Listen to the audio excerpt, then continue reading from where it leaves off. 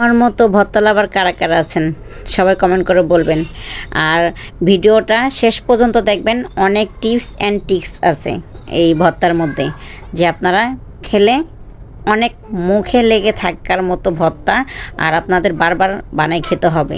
যদি আপনারা এই টিপসটা শুনতে চান, ভিডিও লাস্ট পর্যন্ত দেখেন।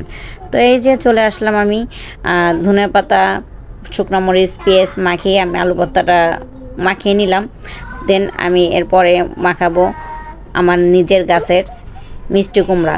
আমি যে রসুনটা বেটে নিয়েছি, তারপরে মিষ্টি কুমড়াটাও ডলে নিলাম, ডলে পেঁয়াজ মরিচের মিশ্রণটা দিয়ে মাখিয়ে নিব, সরষের তেল দিয়ে সেম একই প্রসেসে মাখিয়ে উঠে নিব। আপনারা এই ভর্তাটা বানায়া আমি যেভাবে দেখাচ্ছি এভাবে আপনারা বানায়া ট্রাই করে খাবেন, দেখবেন মুখে লেগে থাকবে। আর টিপসটা কি জানেন?